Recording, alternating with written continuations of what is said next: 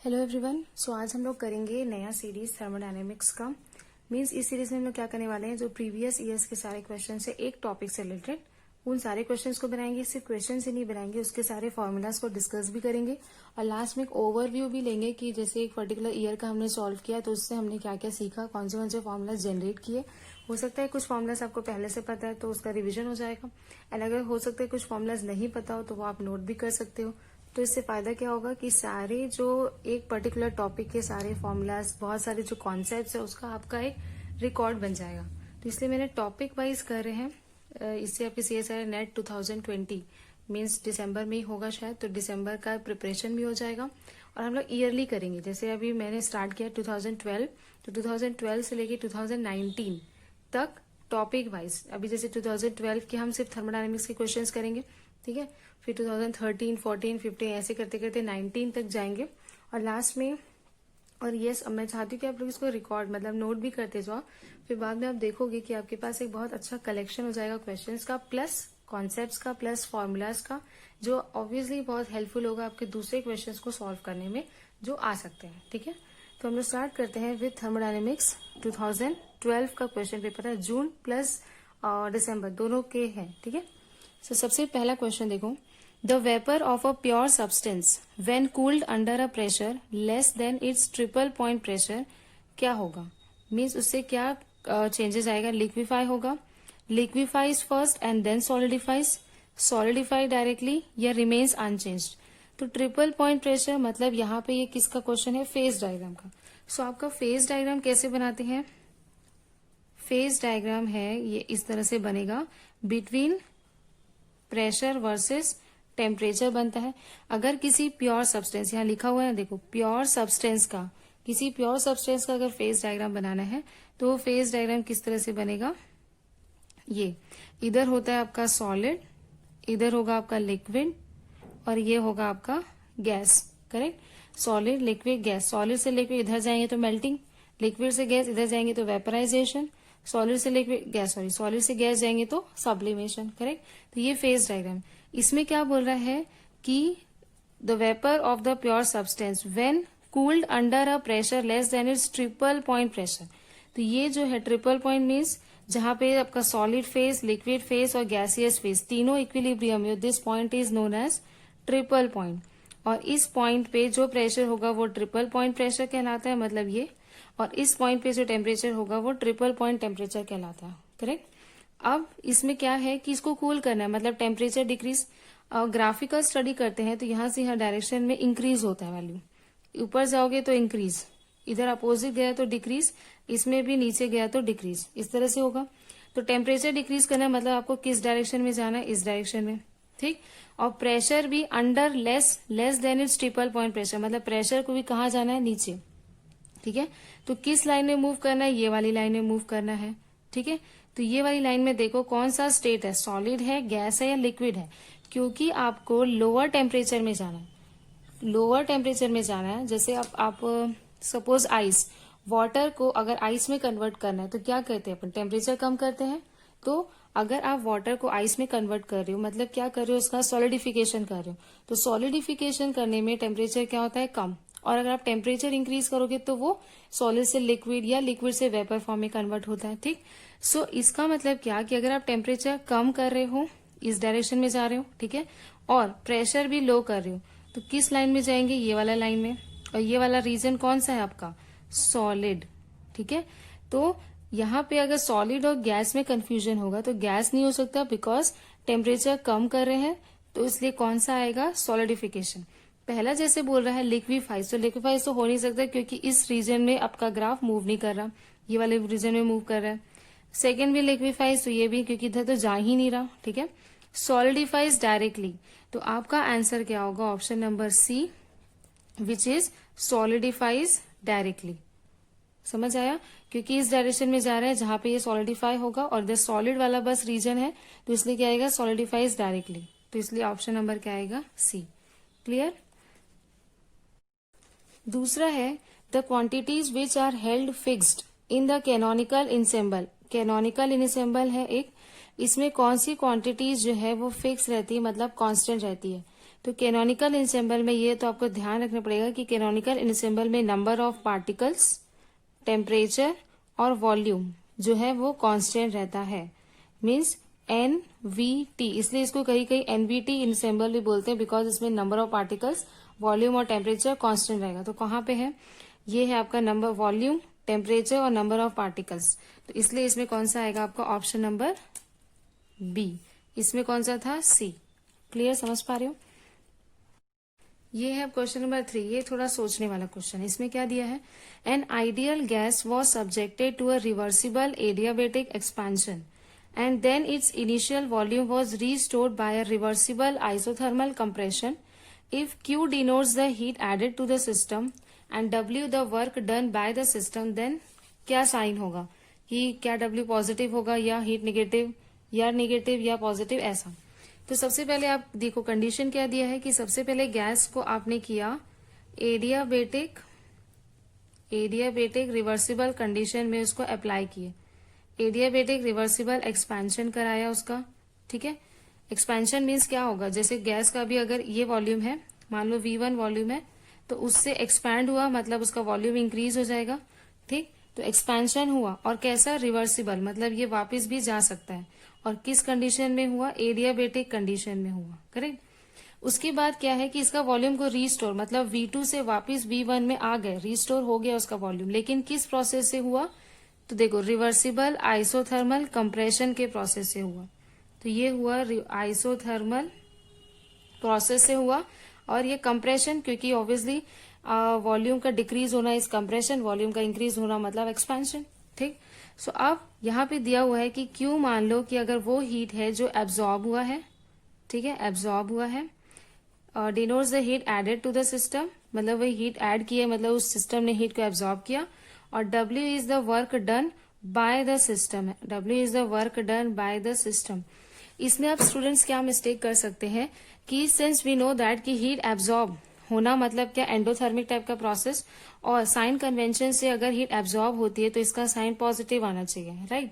और अगर work done by the system, अगर सिस्टम वर्क कर रहा है तो सिस्टम का मतलब जो वर्क डन है वो नेगेटिव आना चाहिए। ये एजम्पशन लगाते हैं, ये साइन कन्वेंशन से सही है, लेकिन यहाँ ध्यान दो, यहाँ दो प्रोसेस यूज हुआ है, एडियाबेटिक और आइसोथर्मल। तो इस केस में अब ये वाला कॉन्सेप्ट अप्लाई नहीं करना, ठीक है। यहाँ पे देखो, सबसे पहले अगर हम लोग वर्क डन निकाले, ठीक है, W के बारे में देखें कि W कैसा है, पॉजिटिव है या निगेटिव है। सो उसके लिए आप एक कॉन्सेप्ट समझो, एक कॉन्सेप्ट है, मैं बता रही हूँ, जो जिसमें ग्राफ प्लॉट होता है प्रेशर वर्सेस वॉल्यूम के बीच, एक दो ग्राफ बनता है, एक वन और ये दूसरा। ये वाला जो ग्राफ है ना, ये होता है आइसोथर्मल का। ये और भी जगह काम आएगा, तो इसको आप एकदम ध्यान में रखो। ये आइसोथर्मल का ग्राफ है, और ये नीचे वाला जो है ये एडियाबेटिक का ग्राफ है। क्लियर, ये है ग्राफ, ठीक है। ये जो ग्राफ है, ऊपर जो कर्व रहेगा वो आइसोथर्मल का है, प्रेशर वर्सेस वॉल्यूम है, जो नीचे का कर्व रहेगा वो एडियाबेटिक का कर्व है, ठीक है। यहाँ पे ये जो एरिया आता है, एरिया अंडर द कर्व सुने होंगे ना, एरिया अंडर द कर्व, जैसे ये वाला जो एरिया है ये किसका है, वर्क डन किसका होगा, जो एरिया होगा under the curve between pressure and volume, ये एरिया किसके बराबर होगा, वर्क डन का। क्लियरली आप देख सकते हो कि जो आइसोथर्मल वाला ये आइसोथर्मल वाले में ज्यादा वर्क है, क्योंकि इसमें ज्यादा एरिया है। मतलब क्या कि वर्क डन जो होगा आइसोथर्मल में ग्रेटर होगा किससे, work done in adiabatic. Why, because इसका जो एरिया कवर कर रहा है आइसोथर्मल वो ज्यादा एरिया कवर कर रहा है, और एडियाबेटिक देखो यहाँ से यहाँ एरिया कवर कर रहा है, और एरिया ही ग्राफिकल रिप्रेजेंटेशन में एरिया ही किसके बराबर है, वर्क डन। तो आइसोथर्मल वाला वर्क डन ज्यादा हो गया किससे, एडियाबेटिक से। ये क्लियर हो गया।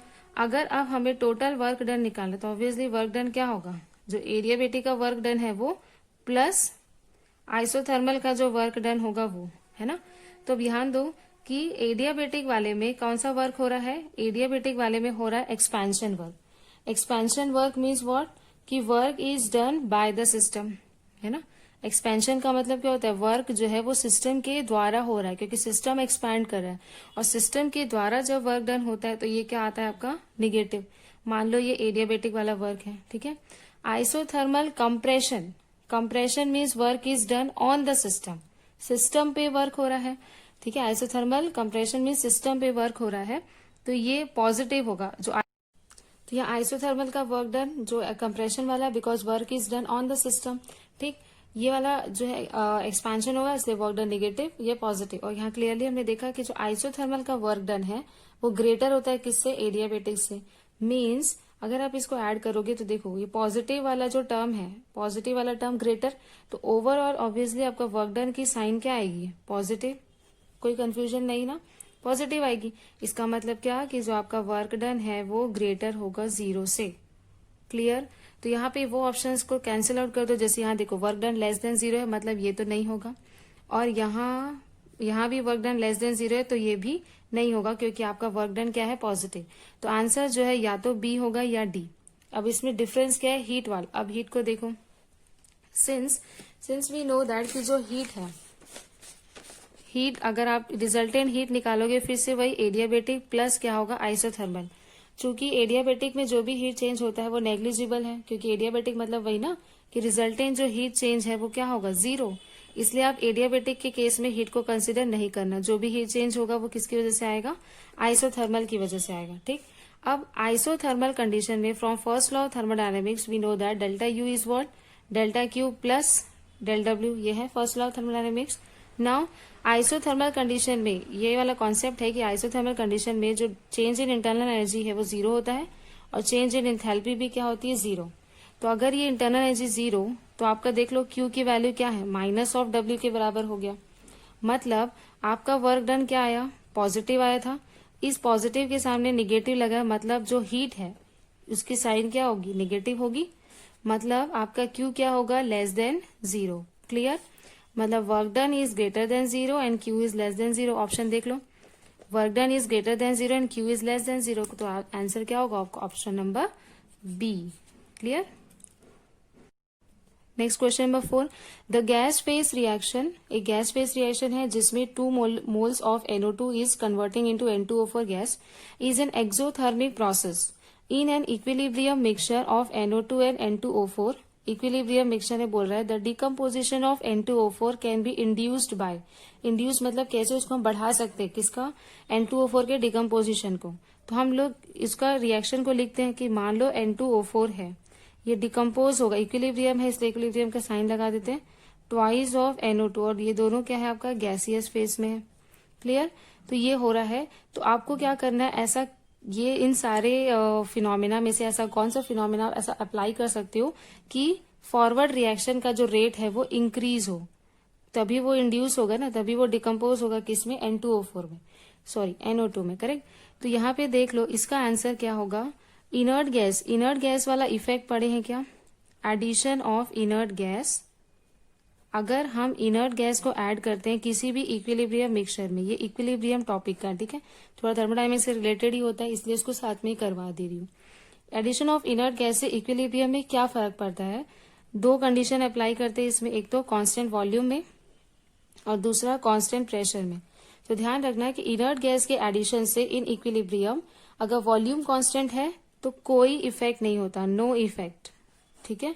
और अगर प्रेशर कांस्टेंट है, अगर प्रेशर कांस्टेंट होगा तो रिएक्शन जो है, रिएक्शन की जो डायरेक्शन है या जो इक्विलिब्रियम की डायरेक्शन है वो उस डायरेक्शन में शिफ्ट होगी जहां पे नंबर ऑफ मोल्स इंक्रीज हो रहा है, जहां पे नंबर ऑफ मोल्स इंक्रीज हो रहा है, ठीक है।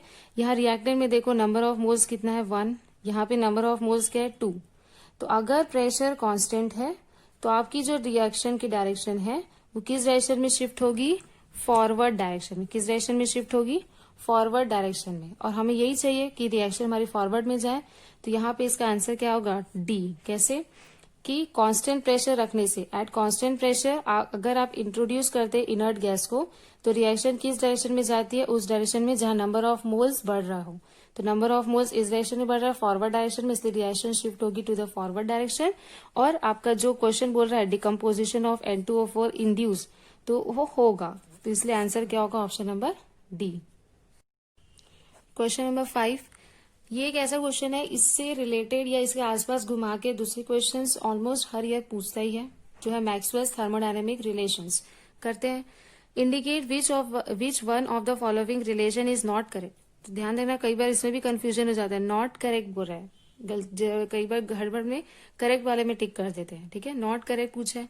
तो इसके लिए हम पहले मैक्सवेल्स थर्मोडायनेमिक रिलेशंस बना लेते हैं। उसका मैंने एक वीडियो बनाया था स्पॉन्टेनिटी वाला, उसमें भी आप चेक कर सकते हो, नहीं तो यहीं पे मैं फिर से थोड़ा सा बता देती हूँ, ठीक है। तो अगर मैक्सवेल्स रिलेशन निकालना है तो उसका एक ट्रिक जिसमें हम थर्मोडायनेमिक स्क्वायर का फॉर्मेशन करते हैं वो क्या है, सत्य है प्रकाश, गलत तो अंधकार, वेरी यूजफुल। मेरा ट्रिक है, आपका अपना भी हो सकता है, ठीक है। अपोजिट साइड जो दो ऊपर है उसके अपोजिट साइड एरो बनाओ, बन गया एरो। अब 4 रिलेशंस आएगा किस पे बेस्ड, इन बीच वाले टर्म्स बेस्ड, मतलब एच, जी, ए और यू पे। कैसे, सबसे पहले लिखो डी एच। डी एच किसके बराबर, अगर डी एच निकालोगे तो वैरी कौन करेगा, ये आसपास के एडजेसेंट, मतलब डी एस, और ये हो जाएगा आपका डीपी। एरो के अपोजिट जाओ, जिस डायरेक्शन में आप जा रहे हो उसी डायरेक्शन में अगर एरो है तो पॉजिटिव और अपोजिट आया तो नेगेटिव। जैसे डीएस के अपोजिट टी, और इसी डायरेक्शन में जा रहे हो और उसी डायरेक्शन में एरो है इसलिए प्लस ही रहेगा टीडीएस। इधर जाओ वी और सेम डायरेक्शन इसलिए प्लस वीडीपी, एक बन गया। यही से एक थर्मोडायनेमिक रिलेशन आ जाएगा। कैसे निकालते हैं, यहाँ पे इस वाले टर्म से आएगा, मतलब राइट हैंड साइड से। कैसे, यहाँ फर्स्ट टर्म में जो वेरी नहीं कर रहा, टेम्परेचर वेरी नहीं कर रहा, उसको आप पार्शियली डिफ्रेंशिएट करो किसके रिस्पेक्ट में, इस वेरिएशन के रिस्पेक्ट में, मतलब डेल्टा पी। कांस्टेंट क्या रहेगा, यहाँ जो वेरी कर रहा है वो। क्लियर, थोड़ा प्रैक्टिस करने से आ जाएगा। इक्वल होगा किसके, अब दूसरे टर्म में जाओ, यहाँ जो वेरी नहीं कर रहा मतलब वॉल्यूम, उसको वेरी कराओगे किसके रिस्पेक्ट में, इस डीएस के रिस्पेक्ट में। कांस्टेंट क्या रहेगा आपका, प्रेशर। तो ये एक रिलेशन आ गया थर्मोडायनेमिक, इसी सेंस में है। दूसरा, अब डीजी के रिस्पेक्ट में निकालो, डीजी वेरी क्या करेगा, ये डीपी और डीटी, मतलब ये हो गया डीपी डीटी, सेम डायरेक्शन इसलिए प्लस।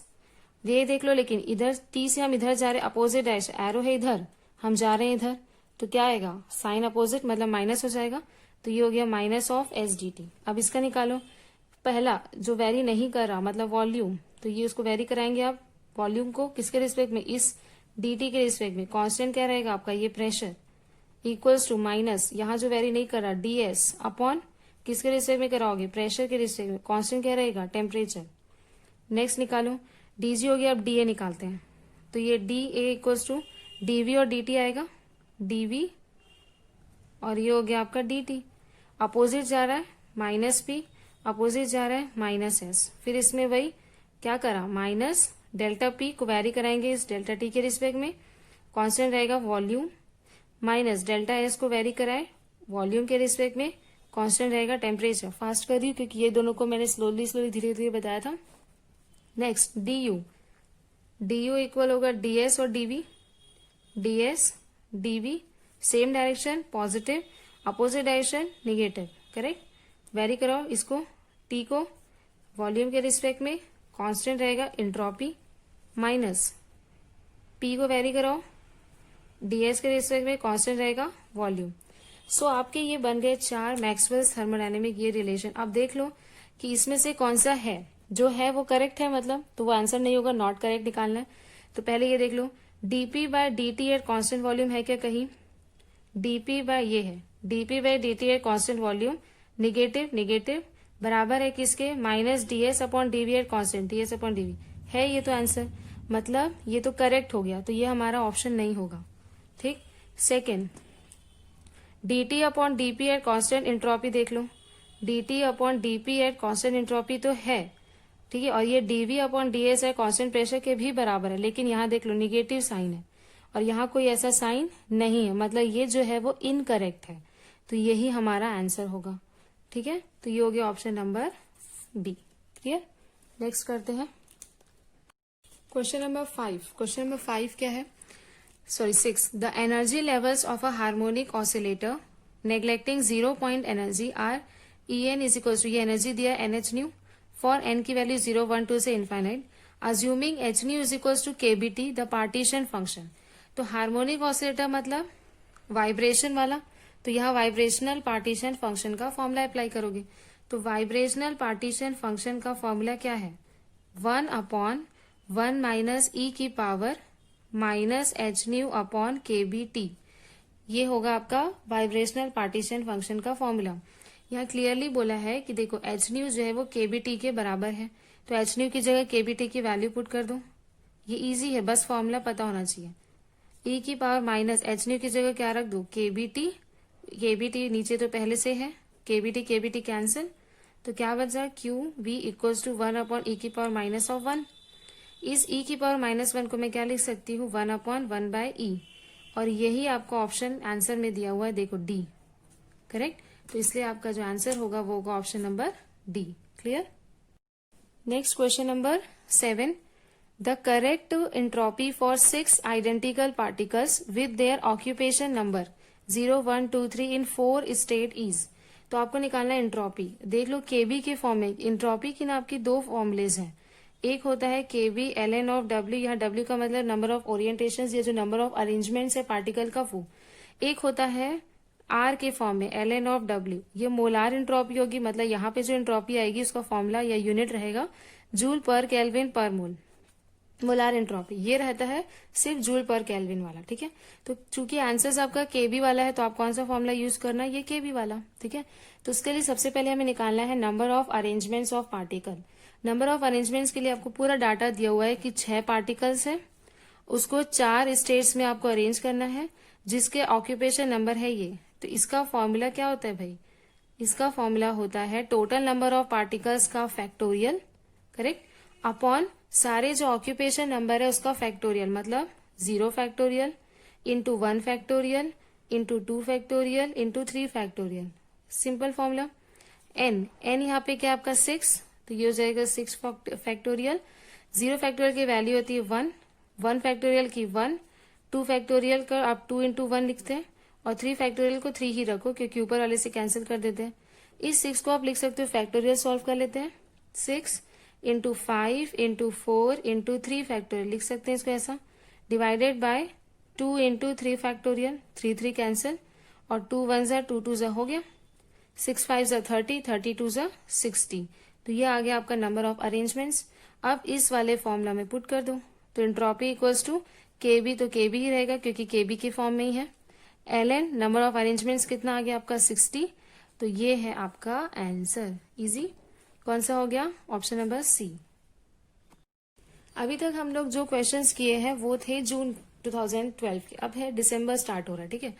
उसमें पहला क्वेश्चन है for water enthalpy of vaporization दिया है 41, ये 41 है किलो जूल पर मोल।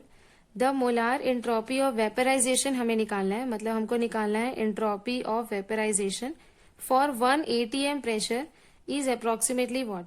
इसमें आप यूज करेंगे क्लॉसियस-क्लैपेरॉन इक्वेशन। तो ये थोड़ा सा आपको ध्यान देना पड़ेगा कि कौन से क्वेश्चन में कौन सा फॉर्मूला यूज करना है, और ये कैसे सीखोगे, क्वेश्चन प्रैक्टिस करके और बार बार फॉर्मूलाज को देखते रहो, ठीक है। क्लॉसियस-क्लैपेरॉन इक्वेशन के दो फॉर्मूलाज है, एक डिफरेंशियल फॉर्म होता है उसका, एक इंटीग्रेटेड फॉर्म। यहाँ यूज होगा उसका डिफरेंशियल फॉर्म, करेक्ट। अब आप उसका डिफरेंशियल फॉर्म क्या पूछेंगे, तो क्या है उसका differential form, dp upon dt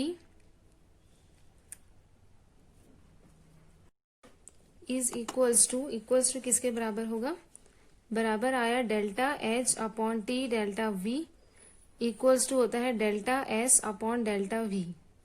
ये फॉर्मूला ध्यान रखना, ये दूसरे क्वेश्चन सॉल्व करने भी यूज होंगे, ठीक है। डेल्टा एच, अब यहाँ देखो ये तीनों जब एक दूसरे के बराबर है तो ये दोनों टर्म्स एक दूसरे के इक्वल होंगे, तो आप निकाल सकते हो। वेपराइजेशन लगा रहे हो तो enthalpy of vaporization T into change in volume equals to molar entropy किसका, वेपराइजेशन का, अपॉन चेंज इन वॉल्यूम। देखो यहाँ वॉल्यूम कैंसिल हो सकता है, आपको निकालना तो यही है मोलार एंट्रोपी ऑफ वेपराइजेशन, ये इक्वल हो जाएगा किसके, enthalpy of vaporisation upon T.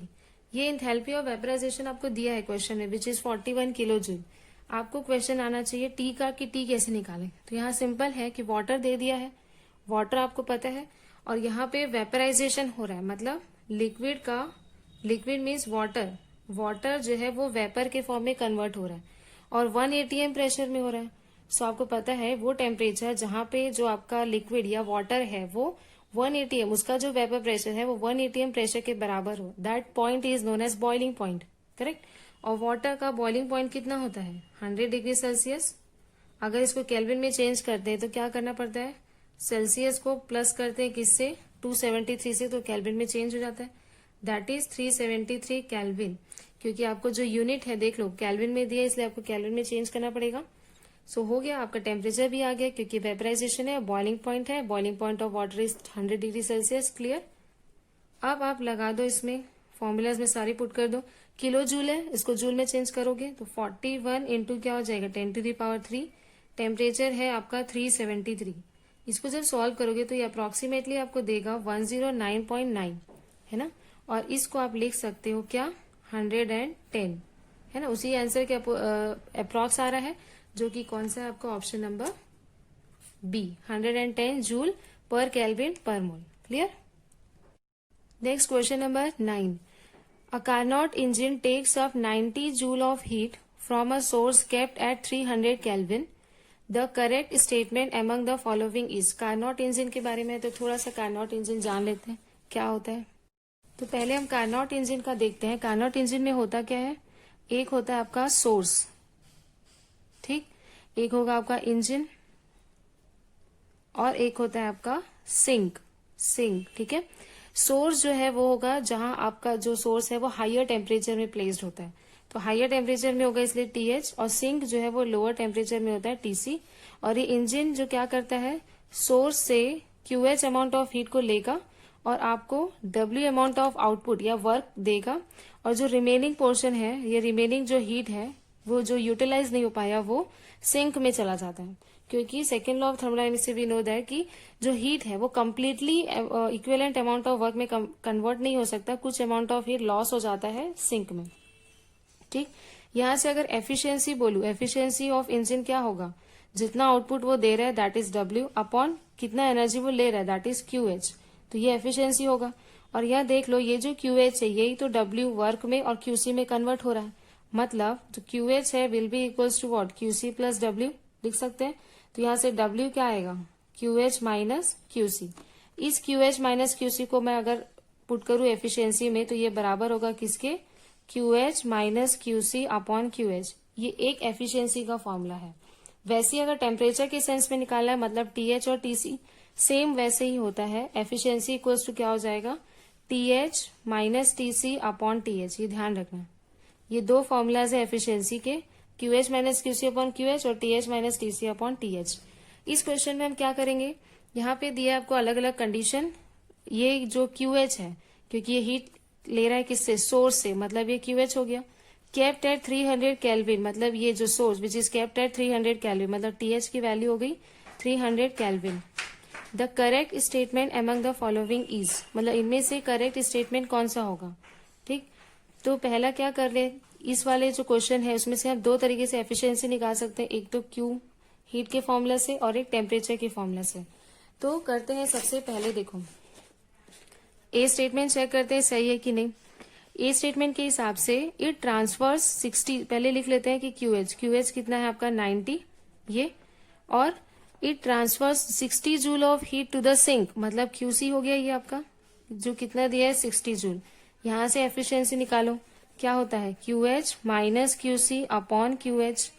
QH कितना है 90, QC कितना है 60 अपॉन QH है 90। सॉल्व करोगे तो 30 अपॉन 90 विच इज 1/3 आएगा। यहां से एफिशिएंसी आ गई 1/3। दूसरा निकालो दूसरे फॉर्मूला से which is TH minus TC upon TH। तो हाई टेम्परेचर TH कौन सा है 300 केल्विन, ठीक। TC देख लो, सिंक एट 200 बोला, मतलब TC है आपका 200 अपॉन TH इज 300। सॉल्व करो, 300 minus 200 100 upon 300 which will be 1/3। दोनों से एफिशिएंसी सेम आ रही है, मतलब आपका जो ऑप्शन नंबर ए है वो ही करेक्ट होगा। बाकी भी चेक कर लेते हैं, बाकी गलत क्यों बोल रहे हैं। तो बी वाला आप देखो, बी वाले में क्या है, it transfers 50 joule of heat, मतलब इस केस में आपको QC दिया है 50 जूल और QH तो सेम वही है 90। तो निकालो एफिशिएंसी, तो QH minus QC upon QH, है ना, ये हो गया 40 अपॉन 90 विच विल बी 4/9। दूसरे फॉर्मूले से एफिशिएंसी निकालो, तो यहाँ पे पहले TC देख लो, TC है यहाँ पे 200 केल्विन। सो TH कितना है आपका 300, यहाँ लिख लेते पहले, TH है 300, तो क्या हो जाएगा TH माइनस TC 200 है अपॉन TH, तो कितना हो गया 100 अपॉन 300 विच विल बी 1/3। तो यहाँ देख लो, इसमें एफिशिएंसी आई 4/9, इसमें आई 1/3। ऐसे अलग अलग नहीं आ सकती, क्योंकि एक इंजन की एफिशिएंसी एक ही होगी अगर वो पर्टिकुलर टेम्परेचर और हीट एब्जॉर्ब कर रहा है तो। अलग आई है, मतलब ये जो बी स्टेटमेंट है ये रॉन्ग है, या तो टेम्परेचर गलत है या फिर हीट जो डाटा दिया है, हीट वाला डाटा, वो गलत होगा। सिमिलरली एक और चेक कर लेते हैं, डी ऑप्शन आप खुद चेक कर लेना। सी क्या दिया है देखो, it transfer 60 joule of heat. 60 मतलब अब आपका क्यूसी कितना दिया है 60, और जो आपका टीसी है देखो सिंक रखा है 250 केल्विन में, तो टीसी हो गया आपका 250 केल्विन। निकालो efficiency, QH 90 QC upon QH, तो ये हो जाएगा 30/60 विच इज 30/90 विच इज 1/3। यहां से efficiency TH is 300 minus TC upon TH, तो एफिशिएंसी क्या हो जाएगा 50 अपॉन 300। सो क्या होगा 5 1 जा 5 6 जा विच विल बी 1/6। अलग आ गई, मतलब आपका सी स्टेटमेंट भी रॉन्ग। वैसे ही आप करके देखना, डी भी जो है वो गलत आएगा, इसलिए इसका आंसर क्या होगा आपका option number A. Next question number 10 में क्या है, the relative population in 2 states with energies E1 and E2 satisfying Boltzmann distribution is given this.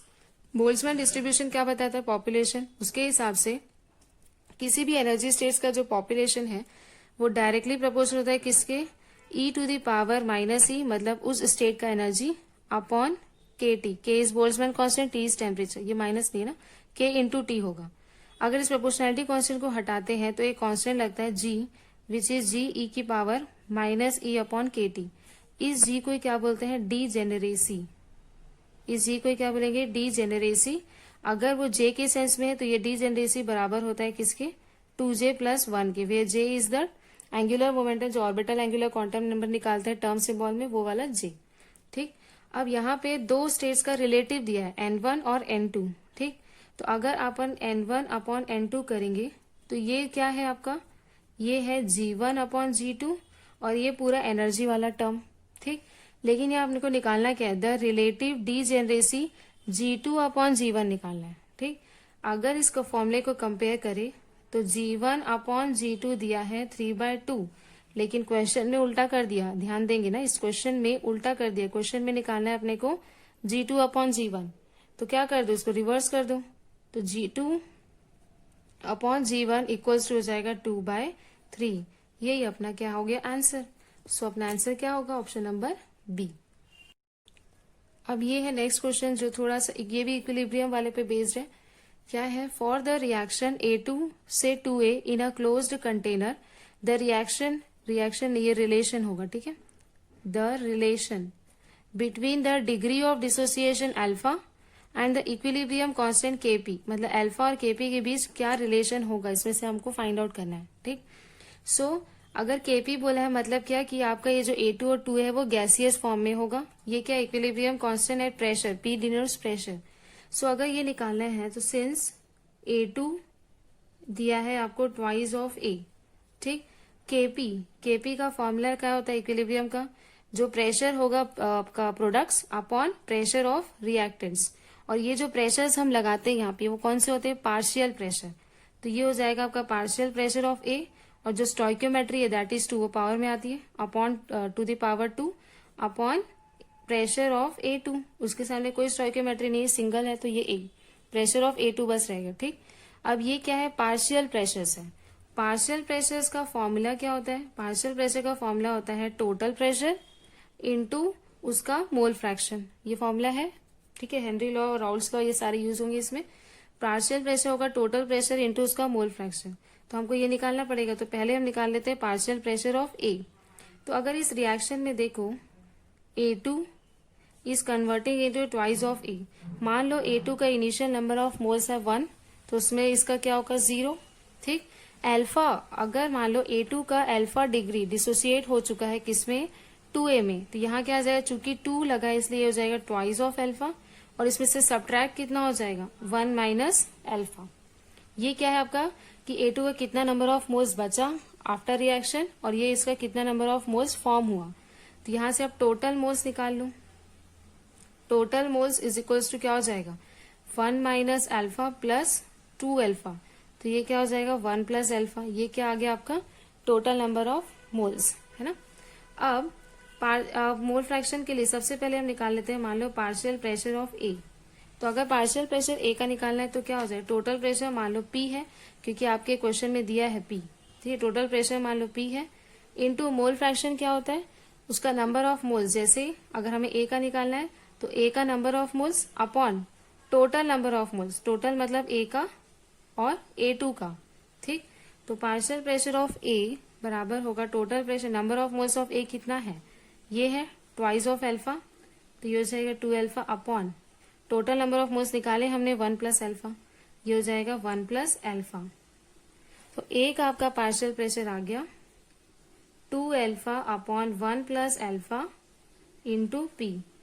तो पी ए की वैल्यू आ गई, वैसे हम क्या निकाल लेते हैं, P2 की वैल्यू, P ऑफ A2 की वैल्यू।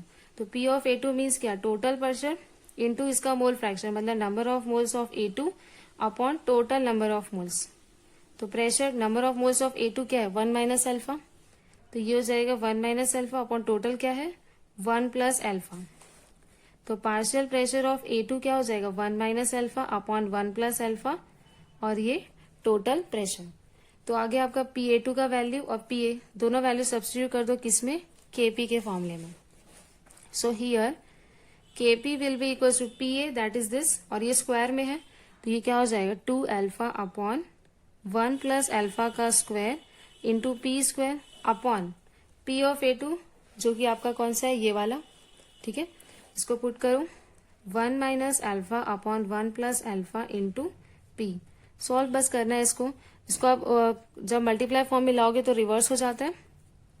तो KP इज व्हाट, स्क्वायर कर दोगे तो 4 alpha square upon 1 plus alpha का स्क्वायर इंटू पी स्क्वायर, ये उल्टा हो जाएगा। तो ये क्या होगा 1 plus alpha upon 1 minus alpha into P. ये एक 1 प्लस अल्फा एक कैंसिल, इसमें से आपका एक पी और एक पी कैंसिल हो गया, बचेगा क्या, KP is what 4 alpha square upon 1 plus alpha into 1 minus alpha. Clear.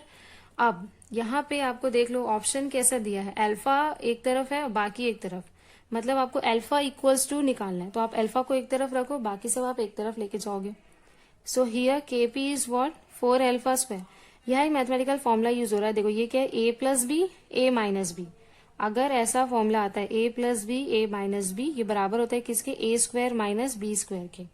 तो यहाँ पे भी आपका A क्या है 1, B है अल्फा, तो यहाँ लिख सकते हो आप A स्क्वायर मतलब 1 का स्क्वायर इज 1, तो A square minus B square. Clear. अब क्रॉस मल्टीप्लाई कर दो, KP माइनस हो जाएगा KP into alpha square equals to 4 alpha, alpha को एक तरफ लाओ बिकॉज अल्फा इक्वल्स टू निकालना है, तो KP equals to 4 alpha square plus KP into alpha. Correct, कुछ नहीं कर रही हूं मैं, बस मैथमेटिकली जो है सॉल्व करते जा रही हूँ। अल्फा स्क्वायर 4 प्लस, एक सेकेंड, यहाँ पे P भी तो था आपका 4 अल्फा स्क्वायर इंटू ये P भी तो है, ठीक है, ये P है, हम लोग उसको खा गए, ये वाला जो है ये P है इधर, 4 अल्फा स्क्वायर के साथ यहाँ पे P है, तो अल्फा स्क्वायर कॉमन निकालूंगी तो यहाँ P बचेगा, और ये तो KP में ना, ये जो P है वो सबस्क्रिप्ट में नीचे और ये मल्टीप्लाई में है। यहाँ से अल्फा स्क्वायर निकालो, KP अपॉन क्या हो जाएगा 4P प्लस KP, अल्फा चाहिए बस तो रूट हो जाएगा इधर, तो ये क्या हो जाएगा KP upon 4P plus KP की पावर हाफ। मैच करो कौन सा ऑप्शन है, देखो बी वाला option, alpha equals to KP upon KP plus 4P की पावर हाफ, तो इसका आंसर क्या होगा बी। नेक्स्ट है question number 12, the internal pressure delta U upon delta V at constant temperature of a real gas is related to the compressibility factor Z by, कौन से relation से related है वो बताना है। ऐसा टाइप का जो क्वेश्चन है ना 2019 के दिसंबर या फिर जून में पूछा है, मतलब नॉट दिस, लेकिन इसमें जो कैलकुलेशन हम करने वाले हैं सेम टाइप का कैलकुलेशन, ऑलमोस्ट सेम टाइप का कैलकुलेशन जो है वो 2019 के क्वेश्चन में है, तो इसलिए बोलते हैं क्वेश्चन प्रैक्टिस इंपॉर्टेंट है, क्योंकि कहीं ना कहीं थोड़ा बहुत क्या बहुत ज्यादा काम आता है। ठीक है, करते हैं चलो। इंटरनल प्रेशर ये जो है आपका delta U upon delta V at constant temperature, this is known as first equation of thermodynamic state. इसको क्या बोलते हैं, first equation of thermodynamic state, जो किसके बराबर होता है, internal pressure denoted by pi T. Second equation भी देख लेते हैं। सेकेंड इक्वेशन क्या होता है, इंथैल्पी का चेंज प्रेशर के साथ एट कांस्टेंट टेम्परेचर। ये सेकेंड इक्वेशन है, ये आपका फर्स्ट इक्वेशन है, लेकिन आपको यही निकालना है तो आप यही यूज करो। ठीक, अब यहाँ पे सेकेंड जो फर्स्ट इक्वेशन है थर्मोडायनेमिक स्टेट है वो किसके बराबर होता है, निकालते हैं किसके बराबर होता है, किससे, थर्मोडायनेमिक स्क्वायर से ही होगा। देखो फिर से थर्मोडायनेमिक स्क्वायर का यूज हो रहा है, Maxwell thermodynamic square which is सत्य है प्रकाश, गलत तो अंधकार, वेरी यूजफुल। फिर रिवर्स अभी सीखे, इसके पहले हमें किसका काम है, सिर्फ इंटरनल एनर्जी का, इसलिए सिर्फ इसका निकालते हैं। तो यहाँ पे देख लो इंटरनल एनर्जी फंक्शन है किसका, एंट्रोपी का और वॉल्यूम का। तो डी यू बराबर होगा किसके, D S D V, opposite जाओ सेम डायरेक्शन इसलिए पॉजिटिव। अब इसमें अपोजिट चला गया, इधर है एरो और इधर जा रहे हो आप, इसलिए माइनस पी डी वी। ठीक है, डी यू इक्वल्स टू ये। यहाँ पे आपको निकालना क्या है, देखो वॉल्यूम का डिफरेंशिएट हुआ है, सॉरी इंटरनल एनर्जी का डिफरेंशिएट हुआ है वॉल्यूम के रिस्पेक्ट में एट कांस्टेंट टेम्परेचर। सेम यही करो, आप इंटरनल एनर्जी को वॉल्यूम के रिस्पेक्ट में करो और टेम्परेचर को कांस्टेंट रखो। तो ये हो जाएगा delta U by delta V at constant temperature बराबर, टेम्परेचर कांस्टेंट है तो ये तो कांस्टेंट रहेगा, तो यहाँ आ जाएगा delta S upon delta V at constant temperature minus ये जो डीवी कैंसिल हो जाएगा तो यहाँ सिर्फ क्या बचेगा आपका पी। ठीक, यहाँ पे देखो कि जो भी आपको प्रूव करना है ये, इसमें कहीं भी एंट्रोपी नहीं है, तो आप एंट्रोपी वाला जो टर्म है उसको हटा दो। कैसे हटाओगे, तो यहाँ पे क्या है, DS upon DV at constant temperature, DS upon DV at constant temperature ये इक्वल होता है किसके, इधर से इधर गए आप, अब इधर से इधर जाओ, मतलब dp upon dt at constant volume, that is delta U upon delta V at constant temperature equal होगा T into delta P upon delta T dp upon dt at constant volume minus P, ये आएगा। ठीक, अभी हमारा answer नहीं आया है। अब हम क्या करेंगे, इस वाले टर्म को फाइंड आउट करेंगे। इस वाले टर्म को फाइंड आउट करेंगे कैसे, क्योंकि हमारा देखो आप अगर ऑप्शंस चेक करो, लेफ्ट हैंड साइड आगे आपका लेफ्ट हैंड साइड यही है, आपके इक्वेशन का भी लेफ्ट हैंड साइड यही है, मतलब अपने को कुछ ना कुछ राइट हैंड साइड में करना है और आंसर को निकालना है।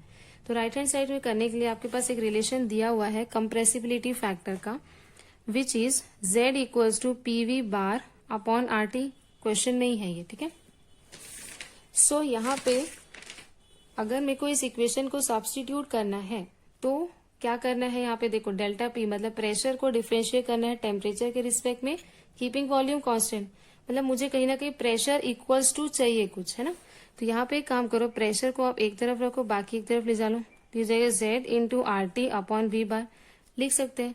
अब इसको डिफरेंशिएट करो प्रेशर को किसके रिस्पेक्ट में, टेम्परेचर, यहाँ पे जो दिया है उसके रिस्पेक्ट में, ठीक है, टेम्परेचर के रिस्पेक्ट में, और कांस्टेंट क्या रखोगे, वॉल्यूम। इधर भी वही करो, तो यहाँ आर तो कांस्टेंट है और वॉल्यूम भी चूंकि कांस्टेंट हो गया तो कांस्टेंट को बाहर कर दो, और जेड कांस्टेंट नहीं है तो वो डिफरेंशिएट होगा, और टेम्परेचर के रिस्पेक्ट में तो करना है तो ये भी होगा। तो यहाँ पे जेड इंटू टी, जो यू इंटू वी वाला फॉर्मूला लगाते हैं डिफरेंशिएशन का, first into differentiation of second plus second into first, वही लगाएंगे। तो ये हो जाएगा first into differentiation of second, temperature का 1 आएगा, plus second into differentiation of first, मतलब जेड का डिफरेंशिएशन किसके रिस्पेक्ट में कर रहे हैं, टेम्परेचर, कांस्टेंट क्या है, वॉल्यूम। अब ब्रैकेट ओपन कर दो, तो R Z upon V bar plus R T upon V bar, और ये हो जाएगा delta Z upon delta T at constant B. ये इस पूरे टर्म की वैल्यू आ गई। इस पूरे वैल्यू को आप सब्स्टिट्यूट कर दो किसकी जगह, delta P upon delta T की जगह। तो लेफ्ट हैंड साइड तो आपका यही रहेगा, delta U by delta V at constant temperature T, ये पुट करो, R into Z upon V bar plus R T upon V bar, देखना कैसे इजीली आ जाता है, delta Z upon delta T constant, ये पूरा पुट कर दिए, माइनस ये पी भी नहीं चाहिए हमको, तो पी की जो ये आपने वैल्यू निकाली थी जेड के टर्म में, इस पी को यहाँ पुट करो, तो Z R T upon V bar, ये हो जाएगा delta U upon delta V at constant temperature, अंदर मल्टीप्लाई कर दो ब्रैकेट ओपन करके, R T Z upon V bar plus R T square upon V bar, delta Z upon delta T constant volume minus Z R T upon V bar. देख लो ये और ये same है, cancel कर दो, delta U upon delta V at constant temperature is R T square by V bar, delta Z upon delta T है constant volume. आगे अपना आंसर देख लो, ऐसा कोई ऑप्शन है क्या, आर टी स्क्वायर, देखो R T square upon V bar delta Z upon delta T at constant volume, इसलिए आंसर क्या होगा आपका ऑप्शन नंबर सी। इजी था, बस फॉर्मूलाज के साथ खेलना सीखो थोड़ा, ये इधर उधर करके, चाहे तो वो ये भी ऑप्शन में दे सकता था लेकिन उसने घुमा के क्या ऑप्शन दिया है ये, ठीक है। थोड़ा सा फॉर्मूलाज को यूज कैसे करना है वो सब सीखो और वो सब प्रैक्टिस करने से ही आएगा। क्लियर, आगे करते हैं लास्ट क्वेश्चन एक और। ये है आपका स्टैटिस्टिकल थर्मोडायनेमिक्स वाला question. The rotational partition function of H2 निकालना है, 4 ऑप्शंस दिए हैं। इसका आप कैसे निकालोगे, एक फॉर्मूला में बता रही हूँ वैसे निकालना। तो अगर आपको रोटेशनल पार्टीशन फंक्शन निकालना है तो ऐसे केसेस में जो आपका अगर एनएमआर एक्टिव टाइप का आए, एनएमआर एक्टिव कब होता है, जब वैल्यू आई जो है nuclear spin quantum number greater than और इक्वल्स टू हाफ हो। तो अगर ऐसा कोई वैल्यू मतलब मॉलिक्यूल दिए तो उसका फॉर्मूला यूज करना आप Z dash even Z even plus Z dash odd into Z odd. अब यहाँ पे Z dash even Z even ये सब क्या है बता रही हूँ। अगर यहाँ पे जो मॉलिक्यूल आपको दिया है उसकी न्यूक्लियर स्पिन क्वांटम नंबर की वैल्यू हाफ इंटीजर आए, हाफ मतलब क्या, चाहे 3/2 हो, मतलब हाफ के फॉर्म में आए, अपॉन 2 के फॉर्म में आए, तब के केस में जो जेड डैश इवन है उसकी वैल्यू होती है आई अपॉन 2i प्लस 1, ठीक।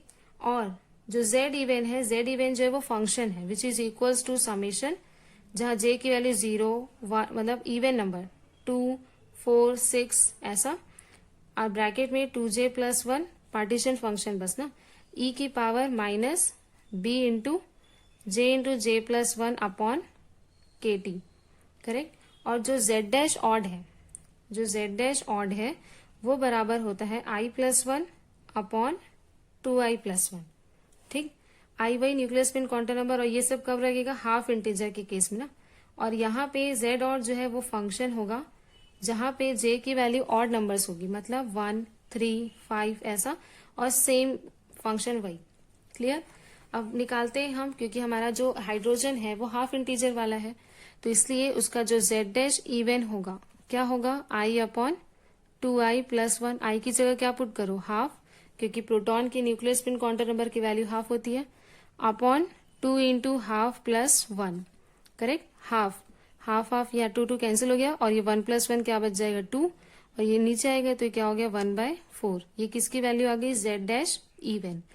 वैसे निकाल लो अब जेड डैश ऑड, ये होता है i plus 1 upon 2i plus 1, आई रखो, half plus 1 upon 2 into half plus 1, तो इसको आप ऊपर अगर प्लस कर दो तो क्या आ जाएगा 3/2, और ये 2 कैंसिल, 1 प्लस 1 2, इसका आंसर क्या आ गया 3/4 आया। अब इसको आप पुट कर दो यहाँ वाले फॉर्मूले में, पार्टीशन फंक्शन में। तो rotational partition function Z dash even which is 1/4 into summation of ये पूरा फॉर्मूला फंक्शन का, ठीक है, which is j 0 2 4 2j plus 1 e की power minus b into J plus 1 which is energy of rotational energy जो लगता है वो, ठीक है। अच्छा, यहाँ पे जो एनर्जी यूज करोगे वो कौन सा फॉर्मूले में रहेगा, अगर ये b, ये जो b है वो किस में रहेगा, जूल्स में, अपॉन के टी, ठीक।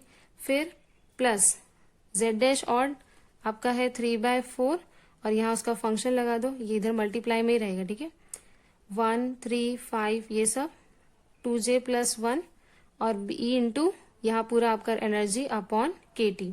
आपके क्वेश्चन में जो फॉर्म है वो किस फॉर्म में दिया है, HC इंटू BJ, बिकॉज यहाँ पे ये जो एनर्जी है ये सेंटीमीटर इनवर्स को जूल में कन्वर्ट किया है, विच इज, तो अगर जो B है सेंटीमीटर इनवर्स में इसको जूल में कन्वर्ट करेंगे तो इस B वाले को मल्टीप्लाई करते हैं किससे, HC से। तो यहाँ पे अगर आप जूल्स में लिखोगे तो सेम वही 1/4, एक काम करो दोनों में 1 इस टर्म में और इस वाले टर्म में 1/4 कॉमन है, निकाल लो, ब्रैकेट में क्या बचेगा।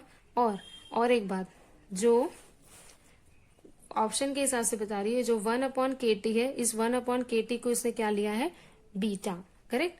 तो ये वाला टर्म और HC वाले को पूरा मल्टीप्लाई करके लिखा तो क्या आएगा 0 2 4 2j प्लस 1 e की पावर क्या आ जाएगा minus beta HC BJ into J plus 1 plus 1/4 common, तो यहाँ सिर्फ 3 ही बचेगा, 3 इंटू क्या आ जाएगा summation j is equals to 135 2j plus 1 E की power what minus beta H C B into J plus 1, correct. तो ये हो गया आपका आंसर, जो कौन सा है, ऑप्शन नंबर डी। समझ आया। लास्ट हम लोग एक चीज करते हैं, ओवरव्यू, मतलब जितना भी चीज हमने पढ़ा उसमें क्या क्या सीखे। अपन ने सिर्फ 2012 का ही क्वेश्चन बनाया है और दिसंबर और जून का, और ऑलमोस्ट 13 क्वेश्चंस बनाए, ठीक है। तो 13 क्वेश्चन में से बहुत सारे कॉन्सेप्ट्स आप पढ़ लिए होंगे। कैसे, देखो क्वेश्चन नंबर 1 में हमने पढ़ा फेज डायग्राम, कि फेज डायग्राम कैसे बनाते हैं, सॉलिड लिक्विड गैस कैसे होता है, उसमें हमने फेज डायग्राम के बारे में सीखा, नया कॉन्सेप्ट। सेकेंड क्वेश्चन में कैनोनिकल एंड एंसेंबल के बारे में सीखा। तीसरे में एडियाबेटिक और आइसोथर्मल कंडीशंस में क्या होता है, हीट चेंज कैसे होगा, आइसोथर्मल में वर्क डन ज्यादा होता है एडियाबेटिक से, कैसे होता है एरिया वगैरह, वो सारा कॉन्सेप्ट। चौथे में सीखा इक्विलिब्रियम में कांस्टेंट टेम्परेचर और प्रेशर, टेम्परेचर कांस्टेंट नहीं रहता, वॉल्यूम और प्रेशर कांस्टेंट में इनर्ट गैस के एडिशन से क्या इफेक्ट पड़ता है, क्योंकि वो आप कहीं और भी अप्लाई कर सकते हो। पांचवे में मैक्सवेल्स के थर्मोडायनामिक रिलेशन सीखे चारों, उसका स्क्वायर कैसे याद रखना है वो भी, और वो बहुत सारे क्वेश्चंस में दूसरे में अप्लाई करते हैं। छठवें क्वेश्चन में देखा वाइब्रेशन पार्टीशन फंक्शन का फॉर्मूला, देखे है ना। सेवेंथ में इंट्रोपी का formula which is KB LN of W, where W is number of arrangement. आठवें क्वेश्चन में देखे क्लॉसियस क्लैपिरॉन इक्वेशन का differential form, delta P upon delta T वाला। नाइन्थ में कार्नोट इंजन, उसकी 2 फॉर्मुलाज देखे एफिशिएंसी का, कार्नोट इंजन का स्ट्रक्चर भी देखा। बोल्ट्जमैन, 10th क्वेश्चन में बोल्ट्जमैन पॉपुलेशन का फॉर्मूला। 11th में इक्विलिब्रियम कांस्टेंट, जो केपी वगैरह कैसे पुट करते हैं, केपी में जो प्रेशर्स रहते हैं वो पार्शियल प्रेशर होते हैं, पार्शियल प्रेशर का टोटल प्रेशर से क्या रिलेशन है, वो सारा। 12th में फर्स्ट इक्वेशन जो थर्मोडायनामिक्स उसमें सेकंड इक्वेशन ही बताया। 13 में रोटेशनल पार्टीशन फंक्शन H2 जैसे मॉलिक्यूल का कैसे निकालते हैं। तो देख लो आप एक ईयर में ही थर्मोडायनामिक्स के इतने सारे कॉन्सेप्ट्स आपके हो गए, ठीक है। तो इसी तरह से ये जो क्वेश्चंस वाला जो सीरीज चालू किया वो बहुत ही हेल्पफुल होगा। तो मैं चाहती हूँ कि आप सारे इस क्वेश्चंस वाले सीरीज को देखें, शेयर भी कर सकते हैं जो इस एग्जाम की प्रिपरेशन कर रहे हैं। आई एम श्योर कि ये बहुत ज्यादा हेल्पफुल होने वाला है। नेक्स्ट हम लोग थर्मोडायनामिक्स का ही 2013 का क्वेश्चन पेपर करेंगे। Okay, thank you for watching.